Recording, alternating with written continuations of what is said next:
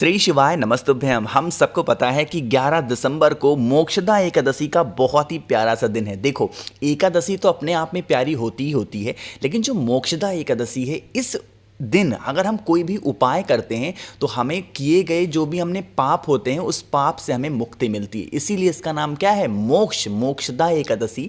तो आप सभी लोगों को अपने जीवन से कष्टों को दूर करने के लिए भोले शंकर की 5 बेटियों का एक छोटा सा उपाय करके देखना है।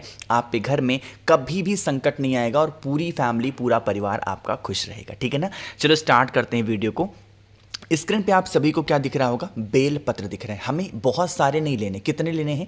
एक बेल पत्र मात्र लीजिएगा। हाँ, एक बात आपको समझा दूं, मोक्षदा एकादशी का दिन है, मार्गशीर्ष महीने में पड़ती है तो बड़ी मानी जाती है। तो इसलिए इस दिन कोई भी वृक्ष का पत्ता मत तोड़िएगा, चाहे वो बेल पत्र हो, चाहे तुलसी माता का हो, आम हो, कोई सा भी पत्ता मत तोड़िएगा वरना दोष लगेगा। ठीक है ना? कहीं से मिल जाए आपको तो एक आपको बेल पत्र लेनी है। ठीक है ना? उस एक बेल पत्र को लेके कहां पे जाओगे? महादेव की शिवलिंग के पास में। मैंने जानबूझ करके ऐसा शिवलिंग आपको दिखाया है ताकि मैं अपनी बातों को आपको अच्छे से समझा पाऊं, है ना? शिवलिंग दिख रहा है, पूरा परिवार शिवलिंग के ऊपर महादेव का होता है, पता है। लेकिन हमें यह उपाय किसके लिए करना है? भोले शंकर की 5 बेटियों के नाम से। तो आपको पता है भोले शंकर की जो 5 बेटियां होती हैं वो कहां पे होती हैं? ये जो कलश होता है ना ऊपर शिवलिंग के, इसी के अंदर होती हैं। कौन? भोले शंकर की 5 बेटियां, जो महादेव के ऊपर एक एक करके बूंद जल गिराती रहती है ना? तो आपको क्या करना है? जो बेल पत्र आपके पास में कितनी है? एक बेल पत्र है। अब तरीका समझिएगा। उस एक बेल पत्र को क्या करना है? पहले आपको टच कराना है भोले शंकर की बेटियों के नाम से। एक बार टच कराना, क्या नाम लोगे? जया। फिर दूसरी बार टच कराओगे, क्या लोगे? विषहरा। फिर तीसरी बार टच कराओगे, कौन सा नाम लोगे? जया, विश्रा, सामली बारी। उसके बाद में चौथी बार टच कराओगे देवतली, और उसके बाद में लास्ट में आपको टच कराना है, कौन सा नाम लेना है? देव।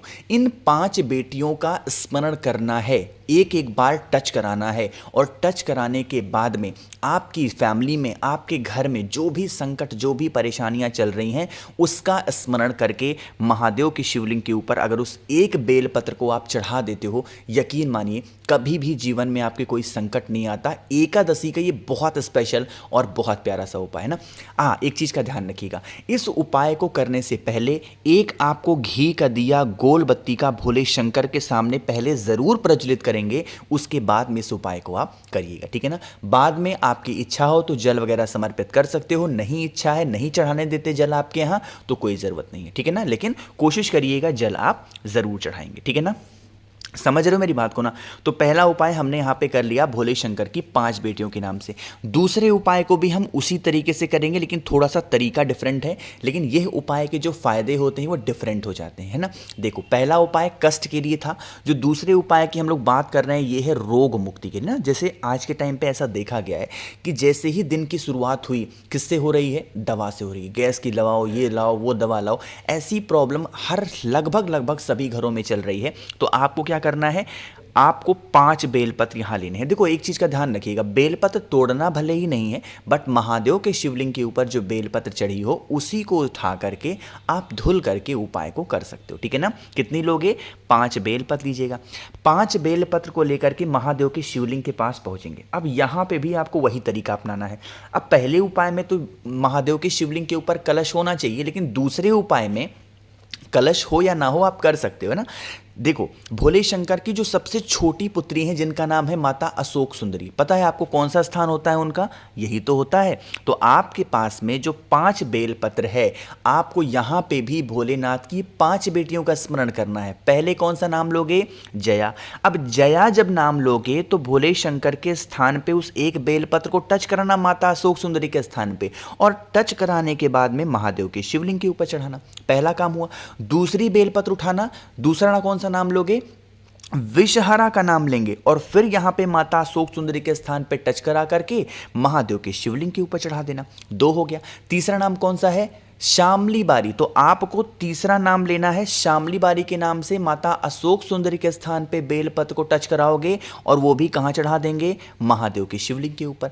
चौथा नाम कौन सा लोगे, देवतली, तो वो भी नाम कहाँ पे टच कराओगे, माता अशोक सुंदरी के स्थान पे टच करा करके फिर कहाँ पे चढ़ाएंगे, महादेव के शिवलिंग के ऊपर। 4 हो गया। जो 5वां नाम है कौन सा होता है, देव, तो वो भी नाम कौन सा स्मरण करोगे, माता अशोक सुंदरी के स्थान पे 5वीं बेलपत्र टच कराएंगे, देव का स्मरण करेंगे और 5वीं बेलपत्र भी कहां चढ़ा देंगे, महादेव के शिवलिंग के ऊपर। इस प्रकार से नियम विधि विधान के साथ में अगर आप इस उपाय को करते हैं, साथ ही साथ जब आप बेलपत्र चढ़ा दें, महादेव के शिवलिंग के सामने हाथ जोड़ करके विनती करेंगे, हे शिव शंभु भोलेनाथ, आज इस मोक्षदा एकादशी के अवसर पे हम यह उपाय 5 बेलपत्र का आपके सामने कर रहे हैं, आपके समक्ष कर रहे हैं। हमसे जो भी गलतियां हुई हों आप हमें क्षमा करें, और हमारे घर में रोग की समस्या बहुत बढ़ गई है, आप हमारे घर से इन रोगों की समस्याओं को दूर करें। इस प्रकार से कुछ प्रार्थना करके और फिर आप अपने घर की तरफ जा सकते हैं। सबसे अच्छी बात है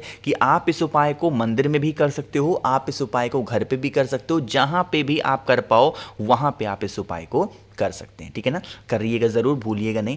तो 2 उपाय आपको समझ में आ गए हैं। आगे बढ़ते हैं अब इस वीडियो के हम लोग अपने तीसरे उपाय की तरफ, जो कि दूर्वा के साथ में करनी है। लेकिन क्या इसके फ़ायदे हैं और कहाँ पे करना है, इसकी बातें हम तब करेंगे जब आप सभी लोग करेंगे वीडियो को लाइक। और मेरे जितने भी भाई बहन आवाज़ आज मेरी पहली बार सुन रहे हैं, अचानक से चैनल पर आ गए हैं, तो जल्दी से करिएगा चैनल को सब्सक्राइब, ठीक है ना। देखो अब हम लोग समझ लेते हैं इस उपाय को। जैसे यहाँ पर आप सभी को दूर्वा दिख रही है, अरे दिख रही है ना, क्या करिएगा, आपको सबसे पहले समझ लेते हैं उपाय के बेनिफिट क्या हैं। जैसे घर में अगर मान लीजिए कोई भी ऐसा व्यक्ति है जिसको क्रोध बहुत आता है, मतलब हर छोटी बातों को लेके चिल्लाना, गाली गलौज, मारना पीटना, ऐसी कंडीशन अगर आपके घर में है तो इस विधि से इस उपाय को ज़रूर करेंगे। आपको ज़रूरत पड़ेगी इस तरीके से किसकी, दूर्वा की। ध्यान रखिएगा, जब हम एकादशी के दिन कोई भी उपाय करते हैं तो उसमें ऑड नंबर में लेना होगा। तो कितने लेने हैं, कम से कम 5 दूर्वा तो ले ही लीजिएगा, ज़्यादा से ज़्यादा आपकी इच्छा, ठीक है ना। 5 दूर्वा तो लेना। 5 दूर्वा के साथ में लड़ाई झगड़े के लिए मैंने आप सभी को बताया है कौन सा चीज़ लेना चाहिए, शमी के पत्ते। कितने शमी के पत्ते, 2 शमी के पत्ते। 5 दूर्वा लेंगे, 2 शमी का पत्ता लेंगे और एक छोटे से पात्र में, मैंने तो यहाँ बहुत बड़ा दिखाया है, इतना बड़ा नहीं, बहुत ही छोटे से पात्र में दूध लीजिएगा गौ माता, है ना। फिर क्या करेंगे, इन सभी चीज़ों को लेके पहुंच जाएंगे महादेव के शिवलिंग के पास में, और आपके पास में जो 2 शमी के पत्ते हैं, उन 2 शमी के पत्ते को पहले कहाँ चढ़ाएंगे, एक शमी का पत्ता महादेव के शिवलिंग के ऊपर चढ़ाएंगे, और जो दूसरा शमी का पत्ता होगा वो कहाँ पे चढ़ाते हैं, जिस स्थान से जल नीचे गिरने ही वाला होता है, बिल्कुल एंड पॉइंट पे, ठीक है ना। ये हो गया।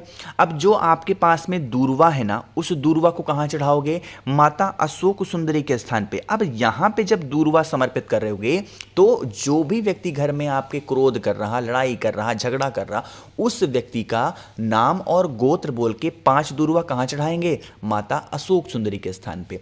अब आपके पास में क्या है, दूध है कि नहीं है, तो उस दूध को आप चढ़ाएंगे कहाँ पे, माता के हस्त कमल पे, क्योंकि यही वो स्थान होता है जहाँ पे हम कोई भी उपाय करते हैं तो हमारे घर में सुख शांति आती है। तो जो दूध है वो डायरेक्ट महादेव के शिवलिंग के ऊपर नहीं चढ़ाएंगे, जितना भी दूध लिया है माता के हस्त कमल पे समर्पित करेंगे, आशुतोष महादेव के नाम से। किसके नाम से चढ़ाओगे, आशुतोष महादेव के नाम से समर्पित करना, और समर्पित करने के बाद में फिर 1 लोटा जल महादेव के शिवलिंग के ऊपर श्री शिवाय नमस्तुभ्यम का जप करके अगर आप समर्पित करते हैं तो आपके घर में कभी लड़ाई झगड़े नहीं होंगे, कभी क्लेश नहीं होगा, परिवार आपका खुश रहेगा। देखो मुझे यहाँ कोई भी उपाय बताने में कम से कम 2-2.5 मिनट लगते हैं, बट अगर आप उपाय को ठीक से समझ जाओगे ना और जा करके उपाय करोगे ना, ज़्यादा से ज़्यादा इस उपाय को करने में ना 30 सेकंड लगेंगे, इससे ज़्यादा नहीं लगेंगे। लेकिन अब मैं समझा रहा हूँ तो मैं ऐसे धीरे धीरे बोल रहा हूँ आपको प्रॉपर, इसलिए थोड़ा टाइम लगता है, बट आप उपाय करोगे तो बहुत टाइम नहीं लगेगा, मात्र 30 से 40 सेकंड लगेगा, इससे ज़्यादा नहीं लगेगा, ठीक है ना। तो करिएगा जरूर। 3 उपाय आपको समझ में आ गए हैं। आगे बढ़ते हैं इस वीडियो के हम लोग सबसे आखिरी और बहुत ही छोटे से उपाय की, जो कि हमें करना होगा काले तिल के साथ में। अब इस उपाय को करने से आप अपनी कोई भी इच्छा को पूरी कर सकते हो ना, जैसे मतलब पशुपति व्रत भी करते हो, प्रदोष करते हो, एकादशी करते हो, बट फिर भी इच्छा नहीं पूरी हो रही है तो अब पूरी होगी। इसके लिए मात्र 1 चुटकी काला तिल लीजिएगा, ठीक है ना। क्या लेना है, मात्र 1 चुटकी काला तिल लेंगे, तांबे का लोटा लीजिएगा, उसके अंदर जल भरिएगा, जल के अंदर क्या डालोगे, गंगा जल डालेंगे और सीधा पहुंचेंगे महादेव के शिवलिंग के पास में। जो आपके पास में काला तिल है उन्हें 5 जगहों पे चढ़ाओगे। कौन कौन सा स्थान है मैंने बता रखा है। पहले भगवान गणेश, फिर भगवान कार्तिकेय, फिर माता अशोक सुंदरी, माता का हस्तकमल और लास्ट में महादेव के शिवलिंग के ऊपर, है ना, समर्पित हुआ। अब यहाँ पर जब आप जल चढ़ाओगे तो इन्हीं 5 स्थान पे जब जल चढ़ाओगे तो कुंदकेश्वर महादेव का स्मरण करेंगे, साथ ही साथ अपनी मनोकामना भी क्या करोगे, आपको बोलते जानी है। यकीन मानिए जो भी व्यक्ति इस तरीके से नियम से विधि विधान के साथ में उपाय करता है, उनकी बरसों पुरानी जो मनोकामना होती है, विशेष होती हैं, वो पूरी ज़रूर होती हैं। तो मैंने कोशिश की आप सभी को बहुत ही अच्छे से हर एक बातों को समझाने की। तो वीडियो पसंद आई हो तो लाइक करिएगा, कुछ पूछना है नहीं समझ में नीचे कमेंट सेक्शन में पूछ सकते हैं, और मेरे जितने भी भाई बहन आवाज़ आज मेरी पहली बार सुन रहे हैं, चैनल को ज़रूर सब्सक्राइब करेंगे। श्री शिवाय नमस्तुभ्यम।